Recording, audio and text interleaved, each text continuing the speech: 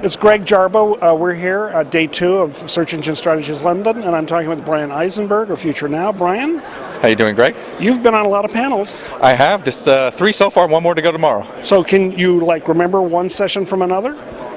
Somewhat. Or do they blur together? They start blurring together. There's been meeting after meeting and the networking and all of that. A lot of valuable time, and of course, you spend time in sessions, but around any one topic, right, there's a lot of overlap between topics. So even though, this morning we were talking about, the Microsoft MicroWho situation, it has some impact on the converting visitor session, believe it or not. No, wait. You're going to convert MicroWhos? Exactly. How many MicroWhos do you actually train? No, we won't even go there. That's okay. So let's talk about one of your sessions yesterday. You weighed in on universal search. Yeah, yesterday was the web analytics. All for analytics. You see, it's all starting to blend for me too. Oh, yeah. Yeah. So talk to me about the web analytics session. The analytics session was interesting. We got into a little bit of an uproar as I brought up an issue that some of our customers have been facing in terms of whether we should use free analytics or whether we should use paid analytics. And I've always said get good at free and then worry about paying for it. And so the only concern about some of the free stuff is that our clients give resistance to us is, well, do we really want to give all our data to Google?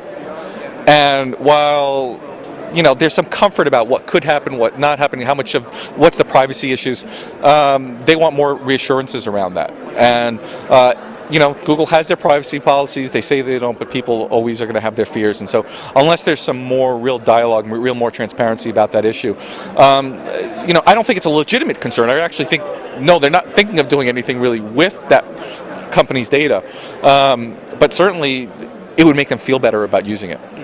Well, in the converting visitors to buyers session, you gave a little sneak preview of a book that's coming up? I do. I have a book coming out in the fall about Google Website Optimizer. So I'm a huge fan of the Google tools called Always Be Testing, the complete guide to Google Website Optimizer. And, there's been several books talking about the philosophy of landing page optimization, some of the theories behind it. I've written Call to Action, which is a bestseller, talks about some of the things about converting traffic. But Always Be Testing is slightly different. So I was going to talk about the competitive advantage of being a company that's always in testing mode. And one of the case studies we talk about there is a client of ours started with us on our most basic service, just landing page optimization years ago, as a 2 million 4-person company. Till today, he's one of the Inc. 500, top 53 companies out there. He's had growth of over 3,000%. And he's used our more complex services, and he's developed this culture. Everybody tests, everybody does it. The second part of the book is saying, okay, well, great, now, I'm ready to go test. And they look at a screen and say, okay, what do I do next? And the second part of the book will be exactly that. We're literally breaking down all types of the pages, landing pages, e-commerce sites.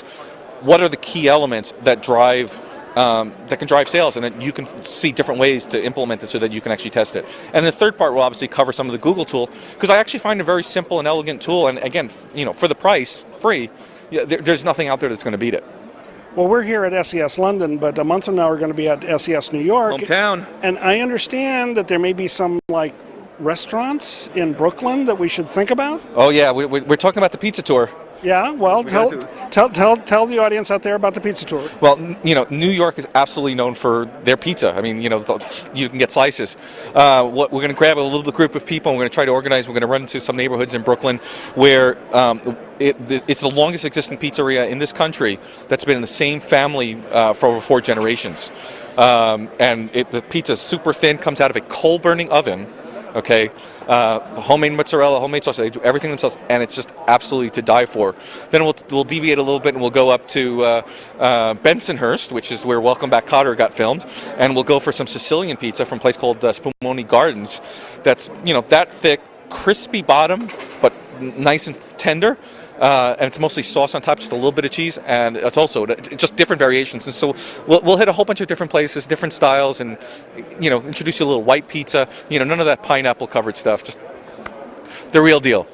So there you have it, day two, Search Engine Strategies. I want you to know this industry covers topics that you wouldn't even imagine, but stay tuned, there's more.